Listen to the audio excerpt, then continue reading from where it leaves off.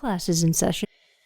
Hey, you guys doing? And welcome to On Learn 16. Class is in session. Today, I have an educational podcast, but not just for you, for me too, because I know nothing of what we're going to talk about here. So today, I'd like to introduce Rosanna and Katie. They are from the Endometriosis Society. They're going to talk about their mission, their focus, what they're doing in this world, and how they're trying to make all of us smarter.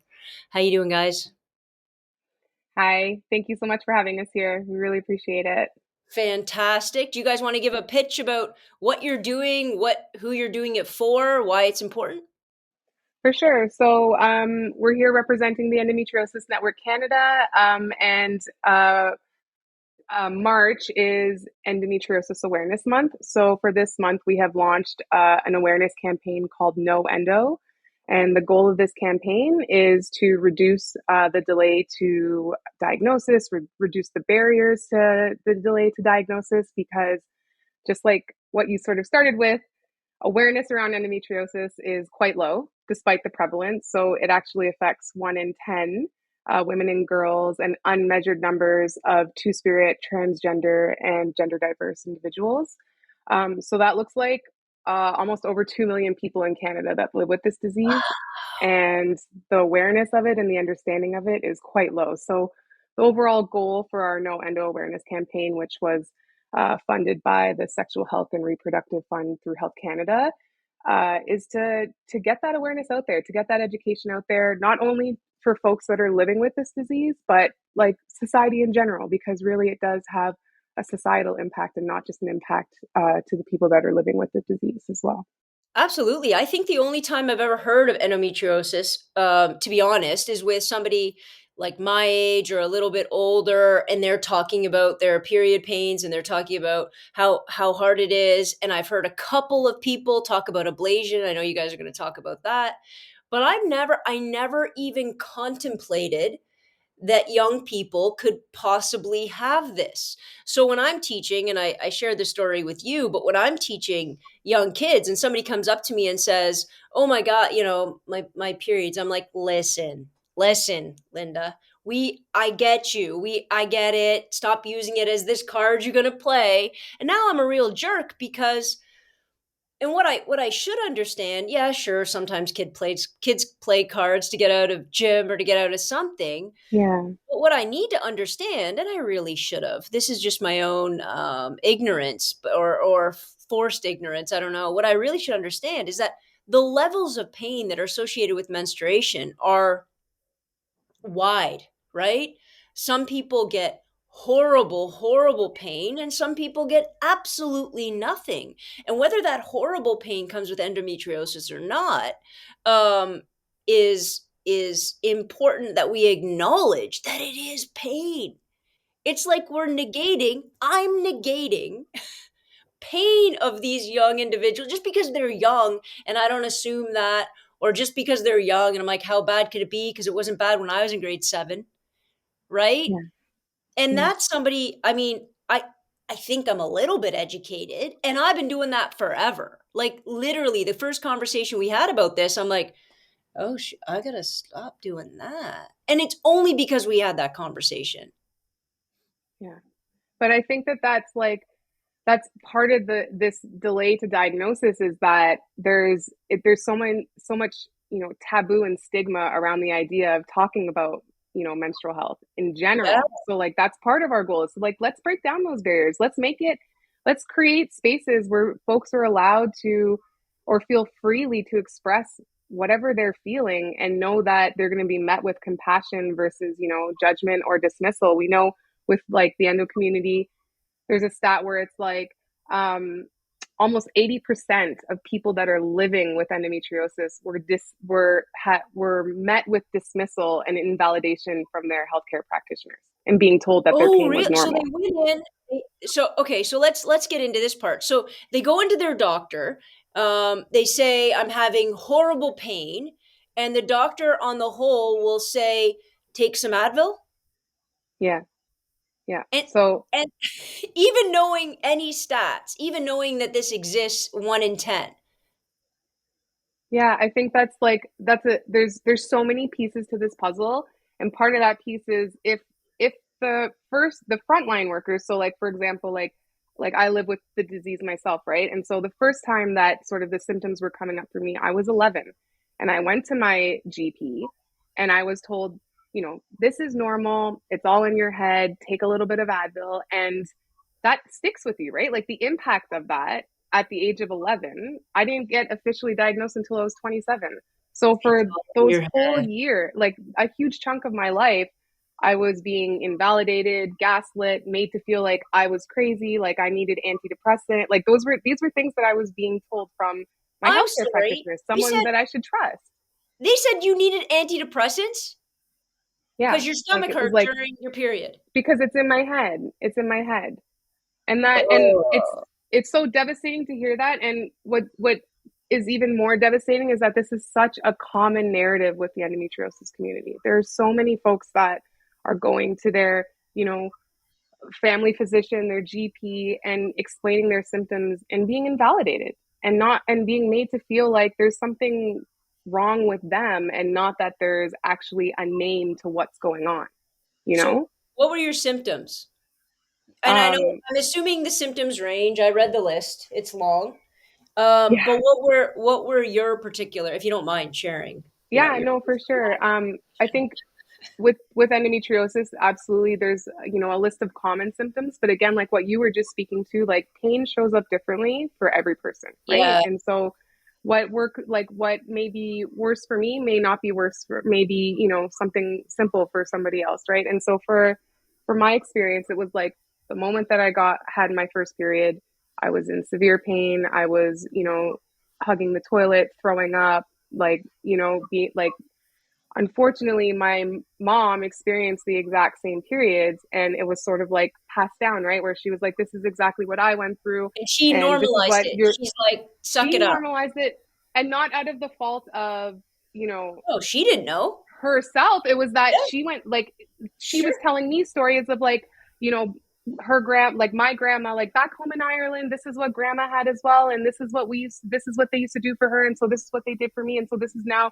what I'm going to do for you. Hot water bottle, curl up into a fetal position, and that's sort of like how I had to manage for the Oh first my few years. And god. there was numerous times where we would be going to emerge because it was like, this is, it's probably your appendix. And that's sort of how it was like, I would be Right. going to emerge all the time and being checked out by, emergency doctors that were like, it's not your appendix and we don't know what to do for you, you Sorry. know? So you went to Emerge and they never thought to check your uterus? You would have Not been on one. your period each and every time. Yeah, not They one. didn't keep a record? This seems to happen. And they didn't, because I'm assuming the only way to check for this, it was what, an internal ultrasound? So, I mean, the sort of like, the official way to receive a diagnosis is through like surgery, is through removing the tissue Surgery. and You having can't it even like see it in an analyzed, right? ultrasound. For some folks, it does show up on the ultrasound. It Okay. really, again, it's such an individual disease. Like now, it sort of looks like if you have those expert practitioners on your side, like within your healthcare team, some Right. of them may be able to pick it up. For some folks, it does show up on ultrasound, but it's so few and far between, and it's not really the best guide. It's traditionally it was having these surgeries that would actually like remove the tissue, send it off to pathology, and then you would get that sort of like pathology report. But now Oh, there's you can kind of do like a checklist of like, if you're experiencing all of these symptoms, then it more than likely could be that you have endometriosis. And some folks can manage through hormonal medications, but some folks can manage through having surgery and having that tissue removed. But ultimately, I think the sort of hardest part to wrap your mind around is the fact that it's a chronic disease. And so some folks can have surgery and they can have it comes relief, back. and That's what I some folks heard. Yeah. can't, Yeah. right? So, So yeah. And can you even define? adding Sorry. to that, sorry. So something that I learned. So I don't have endometriosis. I'm an ally, and working within this space again, same thing, like ignorance. I always assumed that it only lived in the uterus or in and around the reproductive organs, and That's it's what not. I just read. What And the heck Yeah. do you mean it can go anywhere else in the body? Can Yeah, you explain that, please? Because I read that and I went, I could get it in my elbow. You got to explain that. Katie, go for it. So um, explain it's what it is, and then explain why the hell it can migrate anywhere. Yeah, so basically it's tissue that is similar to the lining of your uterus that grows elsewhere in your body. Okay. So it can be found in your pelvis, it's been found in people's diaphragm. It's now considered a whole body disease. Traditionally, it was thought of as a reproductive disease, and so See, just found in that area. But it's okay, this is the not. It's a way whole body disease. I envisioned it, right? You have your uterus, and I just thought on the inside lining it was like a new cut, which is what made your period so incredibly painful. Is that still true? Is that what makes Hmm. your period painful? They don't like there's period pain can also be considered like dysmenorrhea. I think it's like having those the chunk of symptoms. So for What's example, wait, like wait, wait. Back up to that big word you just used. What's dysmenorrhea? dysmenorrhea is basically that word for like painful periods just in and of itself. So some That's folks a can just fancy have word for having a pain. I should write that basically down. Dysmenorrhea. it's You should another put one of that those in ones your where new we need email like post. it's another one of those long words. But I think it's more so having that like so for example like so okay from my lived experience, right? Painful periods, pain with ovulation, like 2 weeks out of every month. Absolutely, the week of my period, I was missing school. I was at The home, whole curled week. up in a ball, no, the whole week, Whole week. no pain relief, throwing up all day long, like passing out, like all. And this is like within my group of friends, nobody had this. Within Yeah. my like cousins, nobody had this, and so and already I'm feeling so isolated because I feel like something's wrong with me. Why can't I handle my period?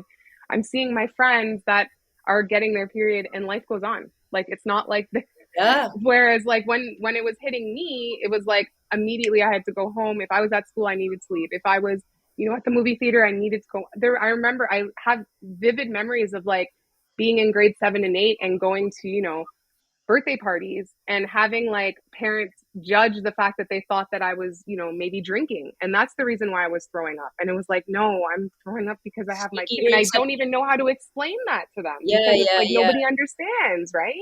Well, wait. So I I still don't think understand. This tissue, okay, there's this tissue that's uterine tissue, right? it's It looks similar. the It's same. similar to the lining. Yeah, it's And if you similar took to the it out lining. and you tested it, then they would be able to tell that it's flawed tissue. What do they tell when they take it out? They say, "Oh no, it's not quite uterine tissue; it's something else." Thus, the pain.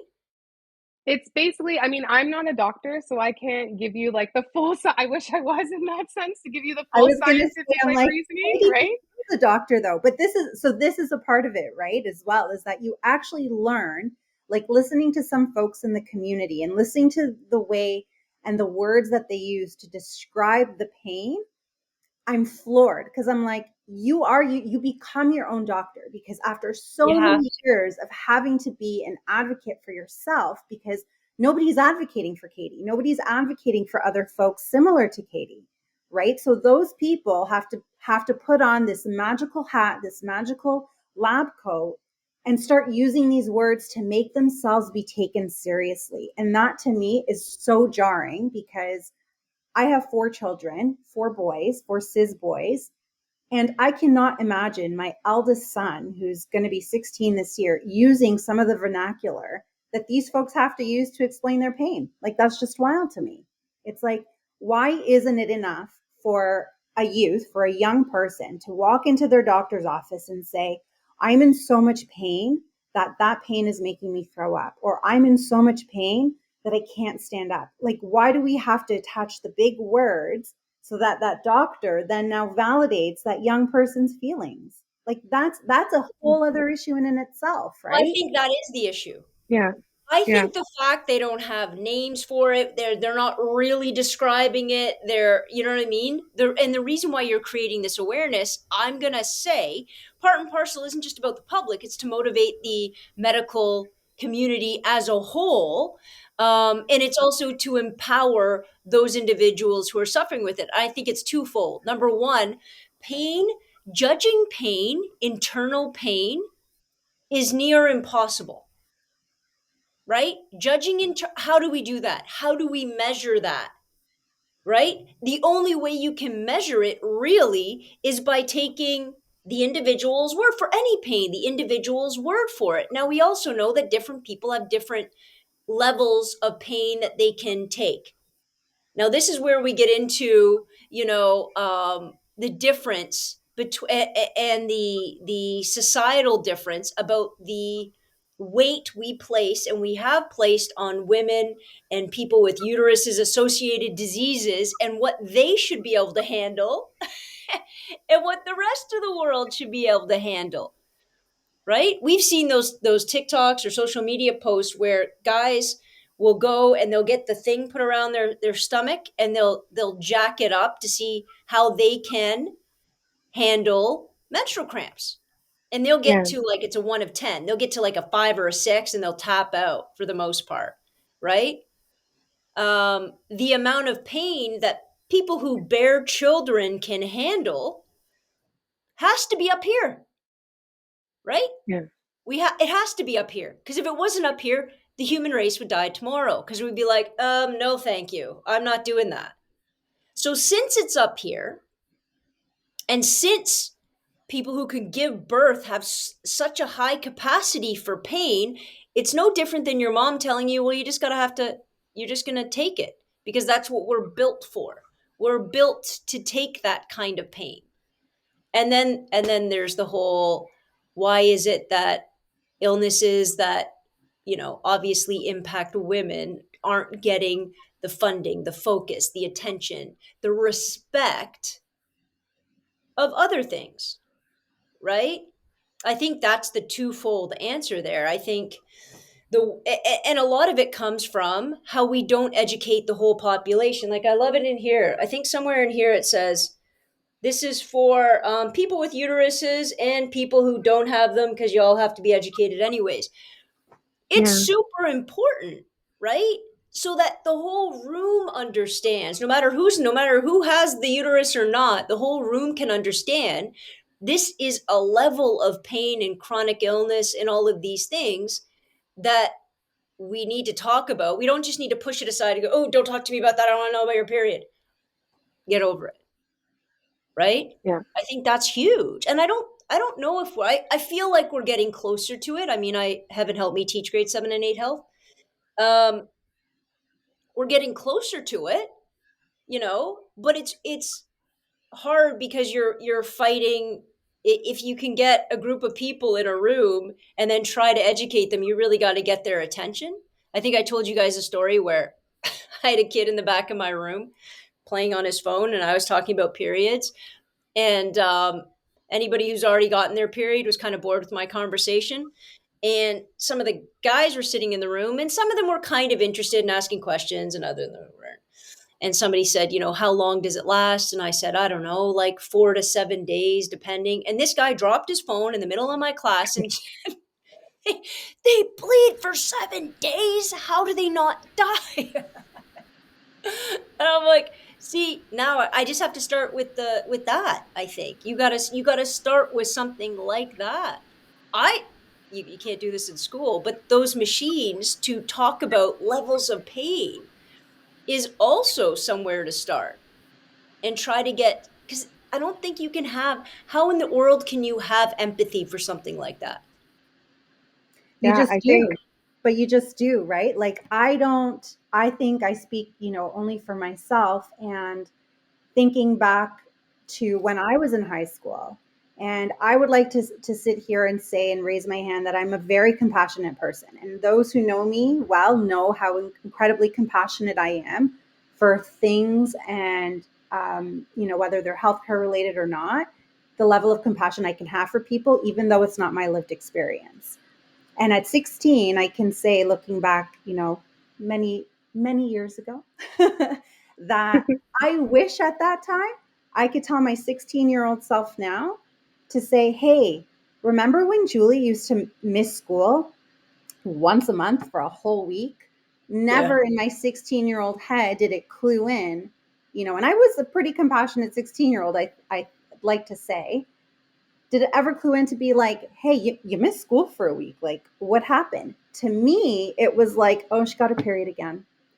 I wouldn't judge her by any means, but there was no like, hey, do you want my like notes so you can like help catch up? Because I can Yeah, tell yeah, you yeah. for a fact, all the teachers that we had, because we had almost all the same classes, where you missed school and it was about chastising and punishing and like Yeah. now I'm not going to support you because I think you're missing school once a month for a week because like you want to miss this unit or you don't want to do this assignment or whatever the case may be. There was never like a hold the phone.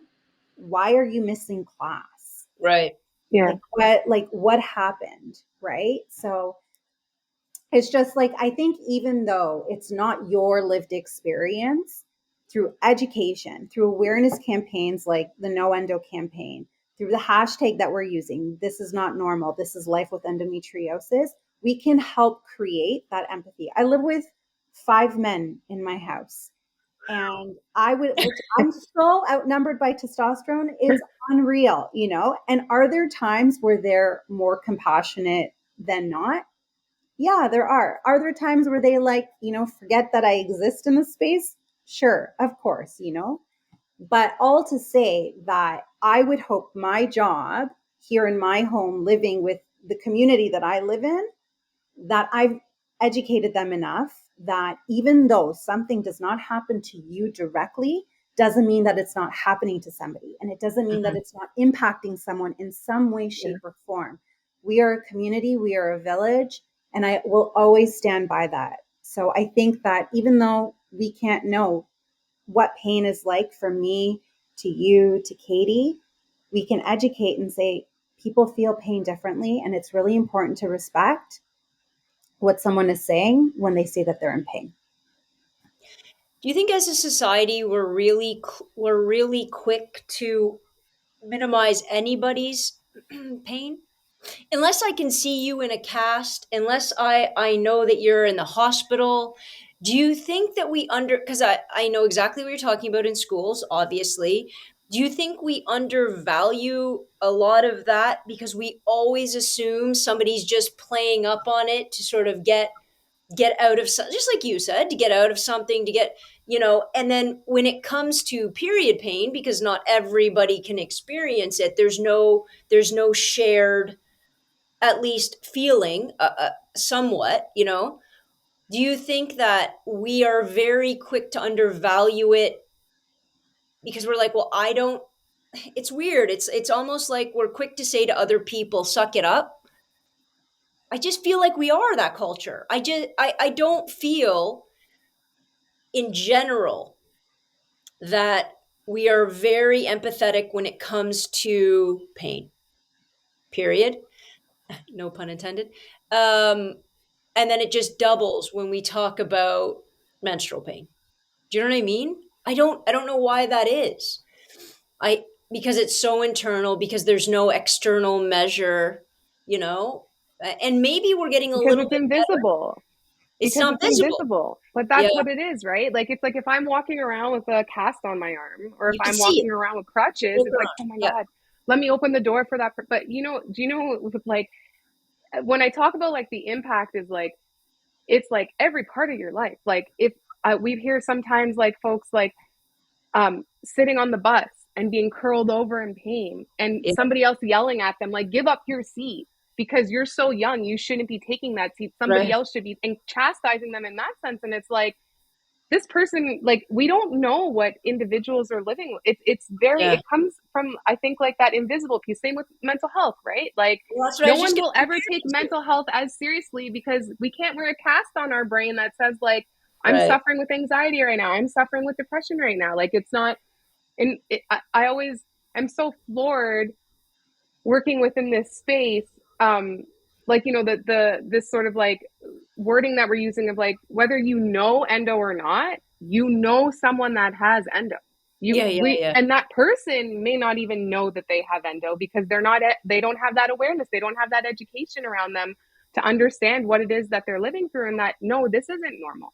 Missing Right. school for your periods is not normal. Painful sex is, and that's another thing too, right? Like that's another symptom with endometriosis is painful sex. And so if we can't even talk about what sex looks like, what sex is different to everybody else, having pain with that, like if you're not immersed in spaces where you can, there's space made for you to talk about your experience and what you're going through, how can we ever understand and learn about this? If, like, for me, for years I was going, I guess I never talked about it with my friends, like my that part of my life, my intimacy, and so I just held that in. Like, I guess it's normal for me to throw up after I have sex. I guess it's normal for me to be curled over in pain, like I'm cramping for 3 days afterwards because I just was intimate with someone. What? Okay, wait. Yeah. Is that because and I'm going to ask a doctor question again, sorry.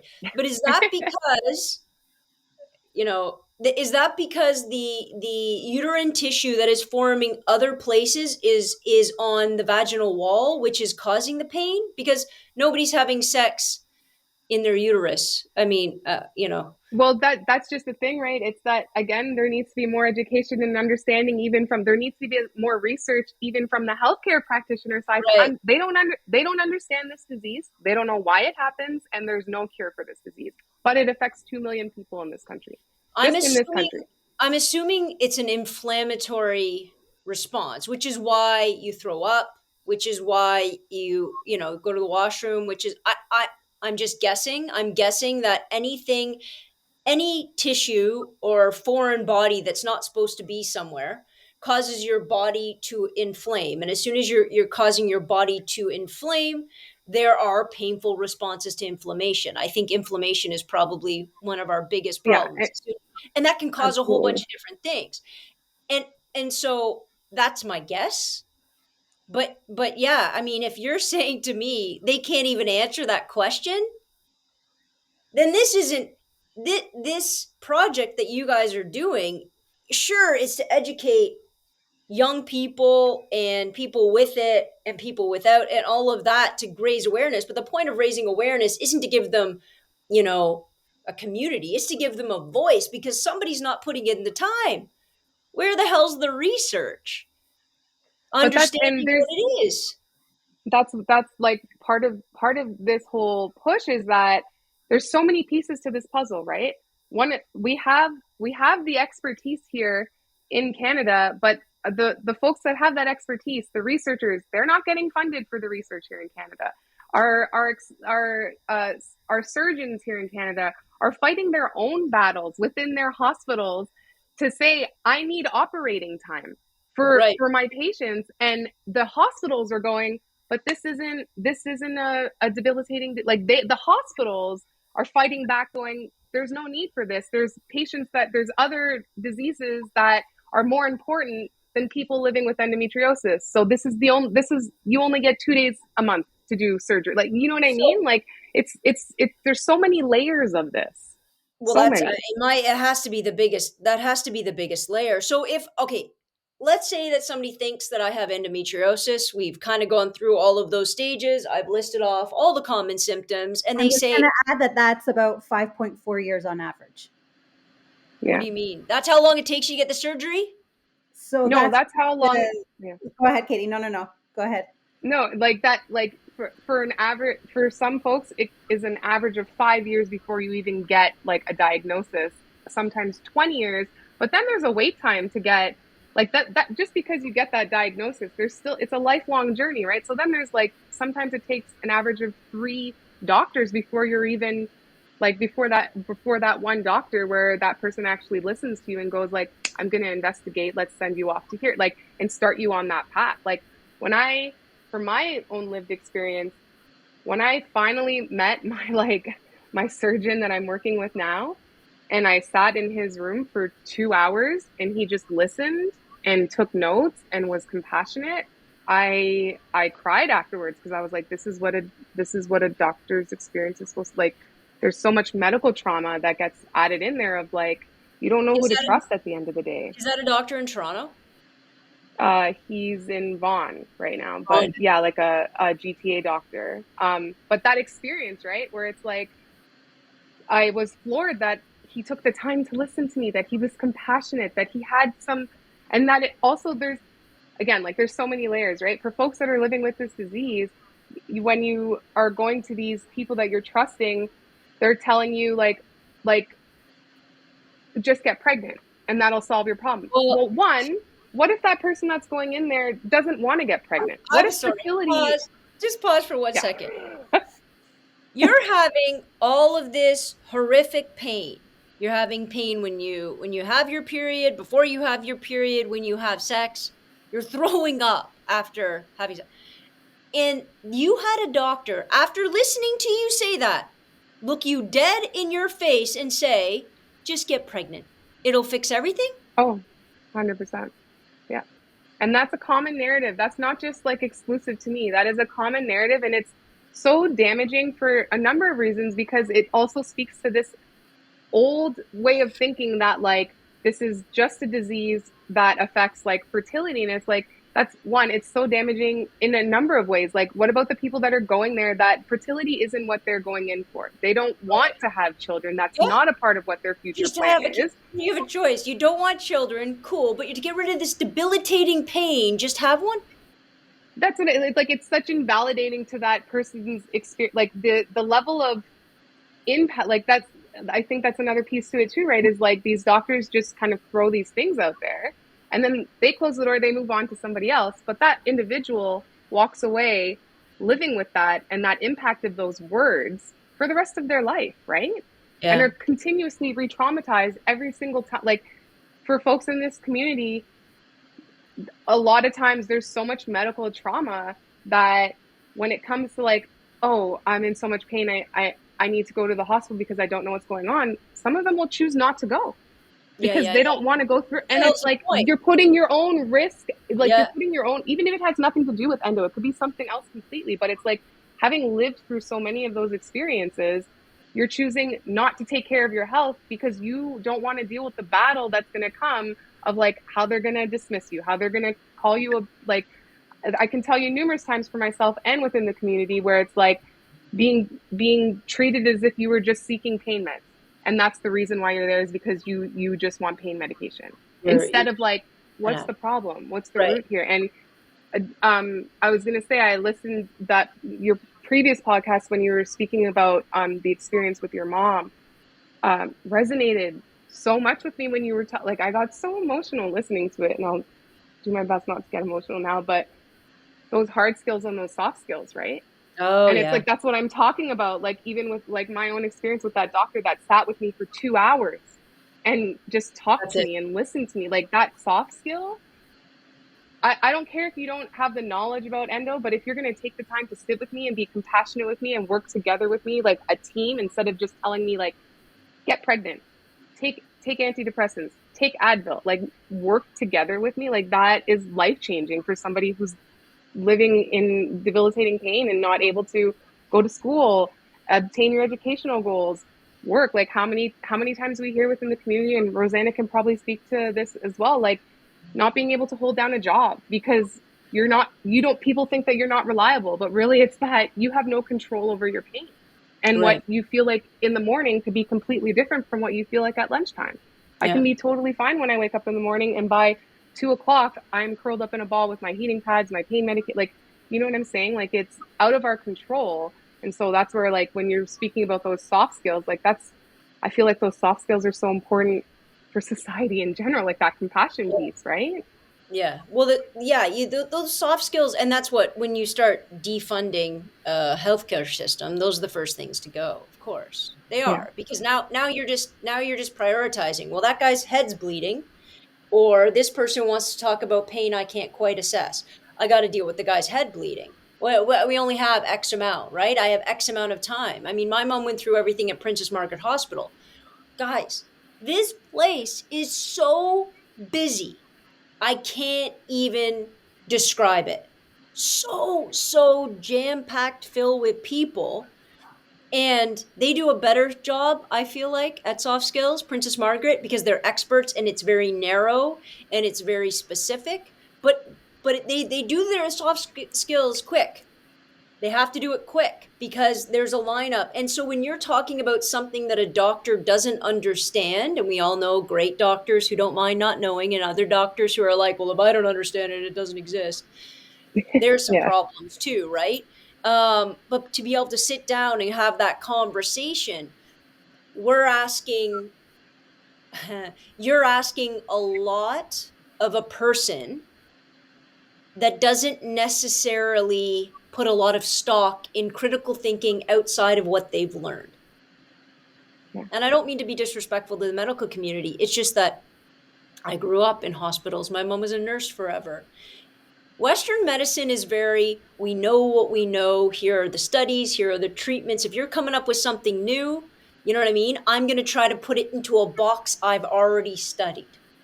I've Yeah. already learned. And it's just the way their brain works, I'm assuming, because they have a lot of balls in the air. But there is the flaw as well. And then it comes right back down to what gets research, what gets focus, what gets attention, right? And all sorts of implications about which diseases get cures and why, and are there biases? And of course there are. We pretend there's no bias in the medical. Stop it. Of course there is. Of course there's Yeah. bias in what people choose to study, in what gets funding. Now, what I don't understand is in this country, we have a 1 in 5. So we have a 1/5 couples who are infertile, right? Can't get pregnant. Trying to get pregnant, can't get pregnant.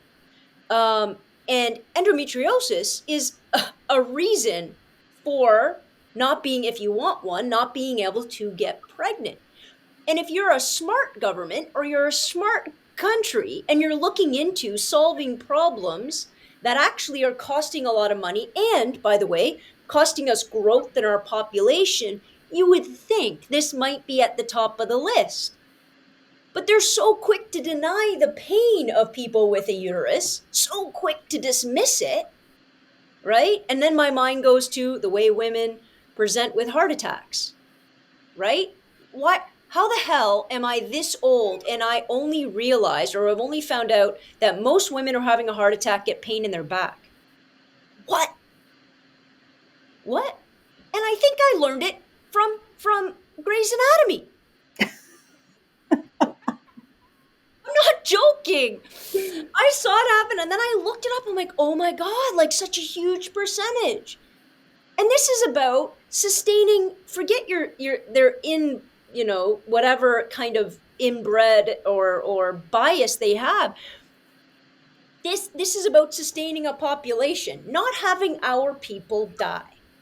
Right? This isn't about anything frivolous. And we're still not being equitable with the way that we research these important things. So, okay, let's say I just want to get an idea of what this surgery looks like. So, let's say you get diagnosed, you go through the 18 years, I'm sorry, 5 years of forced doctor's visits. You finally convince somebody, or you get the good doctor, as you did, to sit down. What does the surgery look like? Is it laparoscopic? Yeah. Okay, so a laparoscopic surgery, they go in the belly button, that kind of thing. They go in with a Yeah. camera, or they just go in and they grab a piece of the um they grab a piece of the tissue that's uterine tissue but not uterine tissue. I feel like I'm on a sci-fi show. How the hell you distinguish between the two? They grab a piece of that tissue and they what? Biopsy it? So essentially, again, the disease is so complex, right? And so it affects each individual so differently. But ultimately, with excision surgery, they're going in through a laparoscopy. Sometimes it's 3 incisions, sometimes it's 2, like 1 in the belly button, 1 lower Two right side down low. pelvis, or Yeah, like yeah, left side pelvis. I think it just depends on the yeah. surgeon and sort of like what your case is. But they will, look through your body and look for endometriosis growth. And again, I have to emphasize, like, it's such a complex disease. So it can show up differently.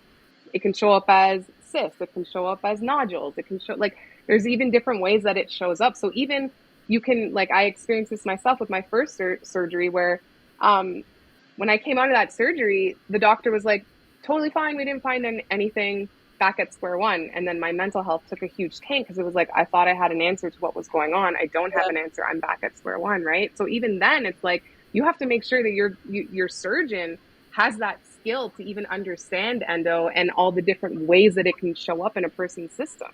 So for most people, when the surgeon finds the endo, they'll excise it. That's the sort of gold standard of care, which is that So instead of like they take it all out? they take the whole tissue out, and then Okay. it gets sent off for pathology, and then it'll come back with like endometriosis cells in it essentially. And when they Um, come back with endo cells, because I know a friend of mine who had an ablation, what does that mean?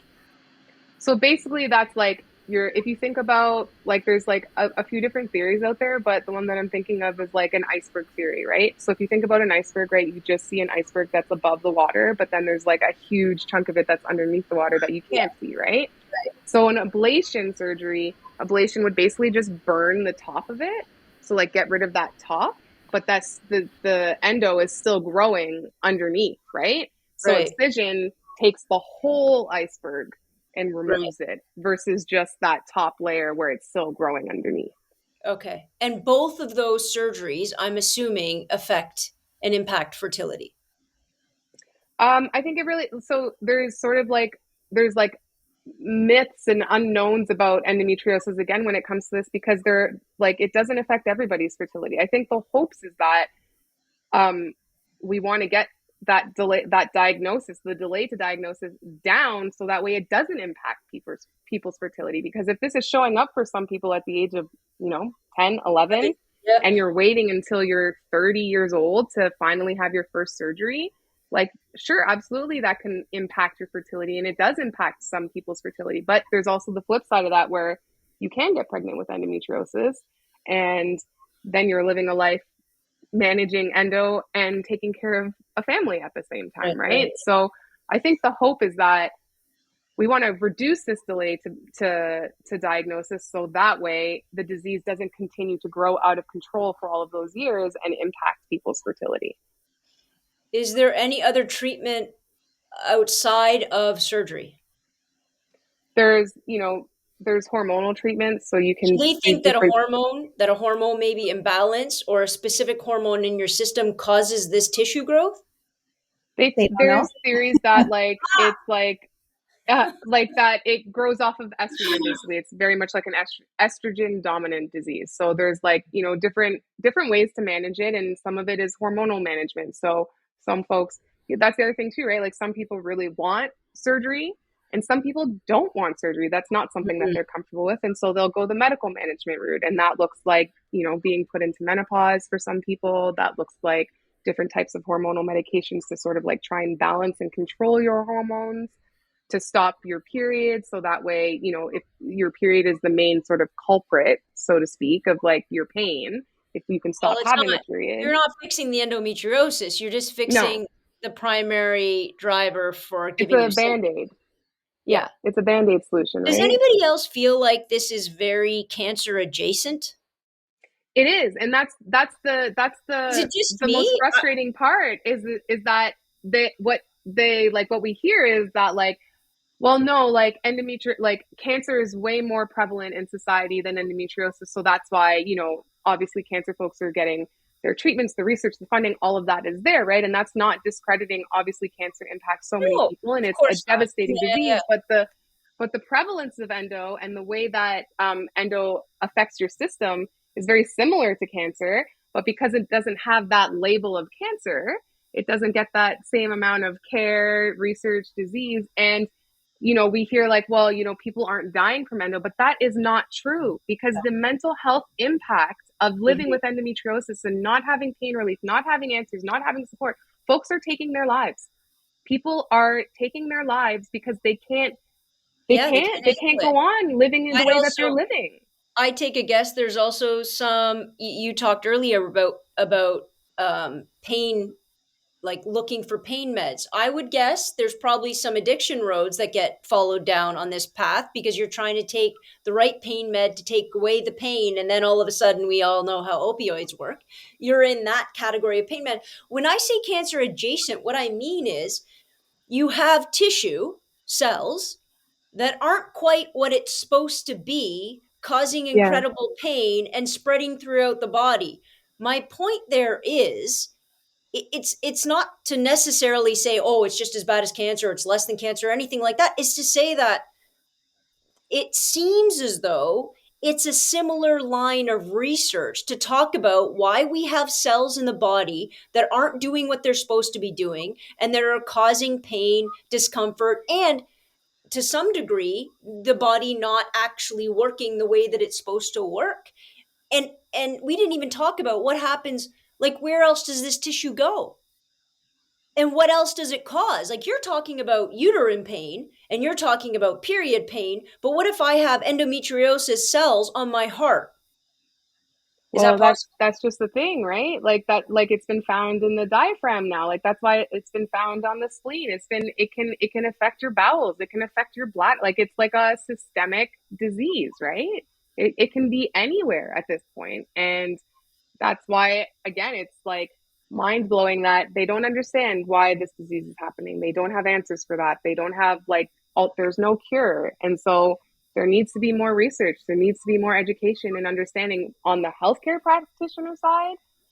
That's why we're calling for this national action plan, because there needs to be government and policy makers and decision makers that are really taking this seriously and trying to put a plan together, because this is a crisis in Canada. And, you know, I I live in Ontario and I know my experience with the healthcare system in Ontario, but what about the folks that are living in northern parts of the country where they have to drive 6 hours, where a doctor in indigenous communities where healthcare only comes to the community twice a month? You know what I mean? Like there are people that are living in debilitating pain and probably have no idea what it is that's going on. Well, what about them? Like where is the hope and where is the push to, you know, help them as well? Where you know, I start to think, and the only thing we can do is guess if they're not going to do the research. I mean, I don't love being Google Health. I don't love being that. But if you're not going to give us a choice, for the love of God, right? Because in my head, if you get endometriosis tissue on your heart, I would put money on the fact your heart's not working the way it's supposed to work. Then you have a heart attack, or then you have a stroke because you've thrown a clot. And no, who is, they're just going to say, oh, she had a heart attack. We don't know where it came from. Oh, she threw a clot. Well, the clot's what killed her. Nobody's going back and scraping the heart lining Yeah. and finding out, oh, well, there was endometriosis tissue there. That's what caused the misfiring of something in their heart. So I would put money on the fact that there's probably not just death because of somebody taking their life, or not just death because of, addiction issues. I would put money on the fact that people have thrown clots, that people have had heart attacks, that people have had cirrhosis. I would also put money on the fact that when you have unchecked cell growth anywhere, you have an irritant anywhere in your body. Want to know what comes after that? Cancer. That's what happens after that. So now we have a precondition, right? That could possibly be leading into something, you know, even more systemic and life altering, if that's even Yeah. possible. And nobody's test. There's no way you would ever test for that. I don't think. If they're not looking for it, then they're not testing for it, right? Having an Yeah. irritant in your body is the first reason, everybody will say this, is the first reason your body, those unchecked cancerous, because we all have cells in our body. People think that cancer is just something that all of a sudden appears. No, no, no. We all have the ability for those cells to misfire. And if something like endometriosis is other places, or just in your uterus, we all know the rates of cervical cancer, uterine cancer, right? All of those spread quite quickly. I would love to know the connection that nobody's making between this as a precursor to that. Mm. Doesn't that make sense? So Yeah, and it does. funding for research. I You know what I mean? We need that funding. We need that funding for research. We need that funding for more education, for more understanding of, just like you're talking about, what are the other pieces to this puzzle that we don't even understand right now, that we don't even know about. and we need people to make noise, right? Right. So we need people to make noise. So when we start, like who are the not easier, but who are the little bit more malleable minds? Are young people. So we Mm. created this workbook. We created what you Yeah. need to know, period, right? And you Yeah. have a copy of that. So I let's do. start in the schools. Let's bring this into the school curriculum. Let's talk about it. Let's educate all people, all genders, boys, girls, gender diverse, trans folks. Let's educate those students to say, that person next to you, you haven't seen them in a week, ask them what happened. Mm, And then that pattern repeats the next month. That same person's missed school again, ask them what happened beyond the school level. Then you go, your first part time job, right? And it's like, oh, so and so person only worked here for like 4 months, but I have their number. Like, why did they get fired? Did they lose their job because, once a month they had to miss work? It wasn't a choice. I'm yeah, sure that there were times when Katie was a young, teenager and wanted to go to work. And she wanted to feel like she was a part of something, and that she was more than just her pain, yeah, right? Yeah. So let's make noise. Let's start with our young people, get our young people making noise, and then let's move that up the scale, right? Let's tackle the politicians, tackle the policymakers, speak to the doctors, other healthcare providers. Will that take a lot of time? Yes. Does it take effort? Absolutely. But there's hope in that. And we have to do that, because if we don't do that, then we know what happens. The statistics are there and they're just going to get worse. yeah. Do you Yeah. guys think that maybe, since we're talking, I mean, we're taking guesses, obviously, that it, it's hormonal, okay, that there's a tie to estrogen. Do we think that over the course of the last, 30 years, that it's maybe connected to the kinds of food we eat? There's Or we I your mean, grandma in Ireland who is dealing with it with a, whatever. Do we think that people just dealt back then and never talked about it? It's really hard to know, right? Because yeah. once you say this is a thing and then you have people saying, oh my God, and the numbers go way up, people are like, oh, look, there's so many more people nowadays. So they relate it to something else, when in actuality, just people of past generations just shut the heck up. Well, hysteria, right? Yeah. That's what it was labeled at. It was I still can't traditionally thought believe of as a somebody could reproductive disease, and it's like hysteria. And I think there's two pieces to that, right? We know that there's a genetic factor. So absolutely, do I think that my mom had endo? 100%.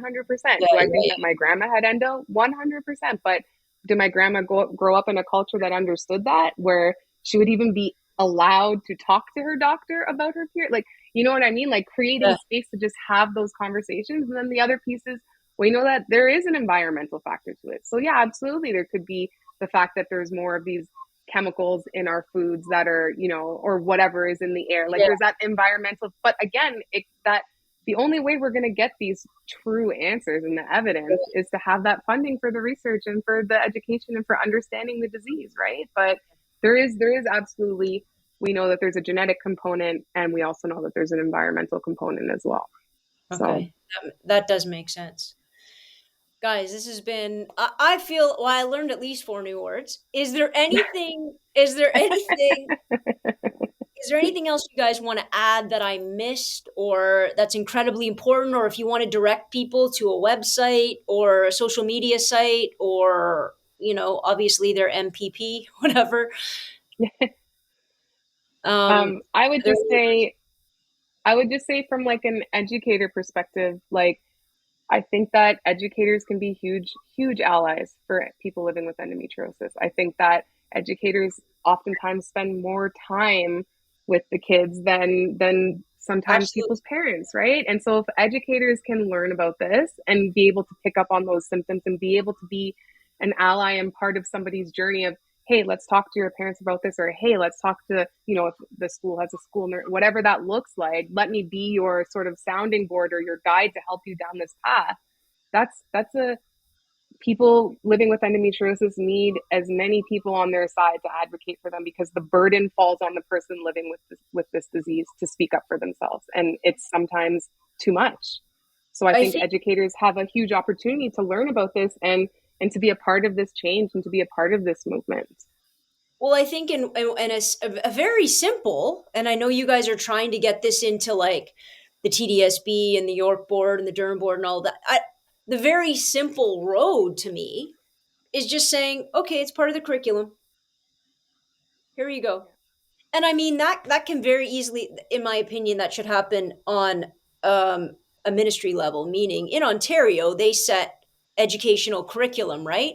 So it would make sense that, you know, the ministry would say, okay, this is going to be now part and parcel of the grades 7 and 8 health curriculum. Yeah. Simple, easy. Just to talk about it, just to focus that point there. I don't see how that's a problem, right? I feel like that's the easiest first step. I want to know, reaching out to the Ministry of Education, how they could be like, no, no, we're not going to talk about this.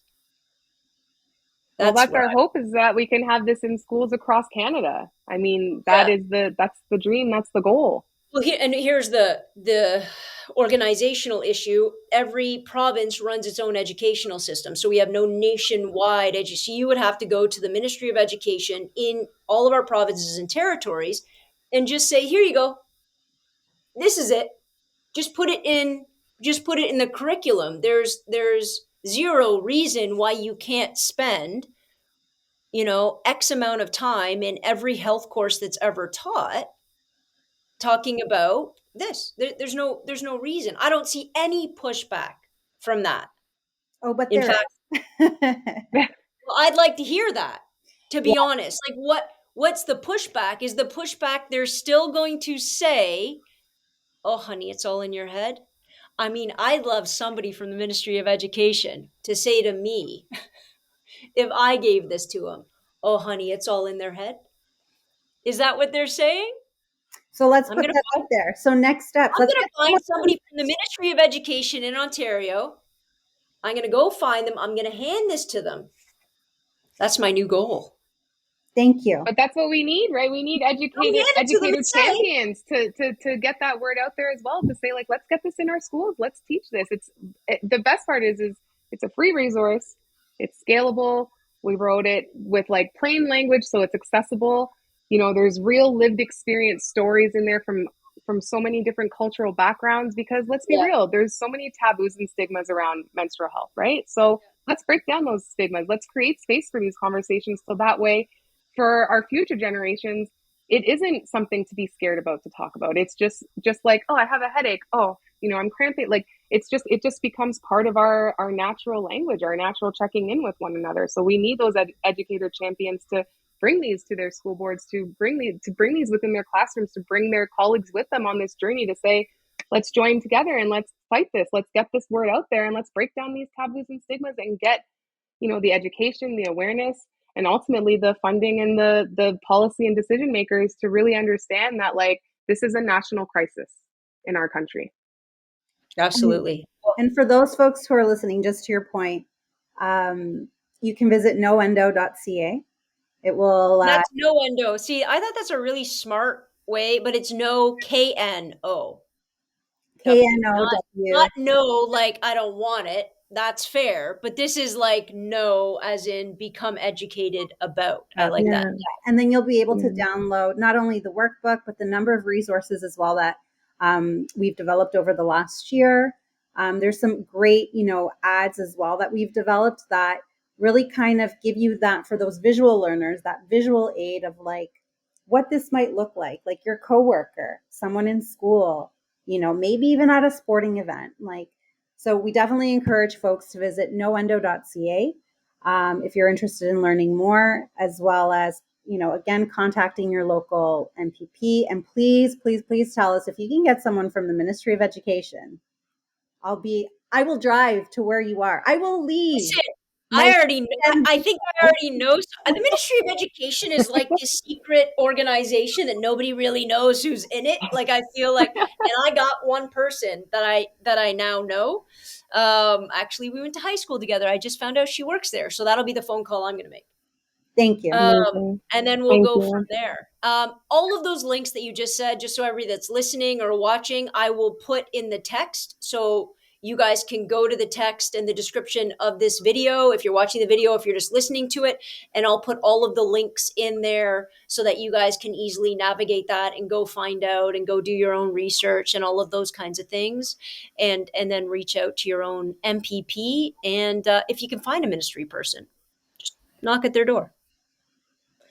Well, thank you guys so much. I really appreciate the education. I'll be including this, so that's a no brainer for me. That's easy.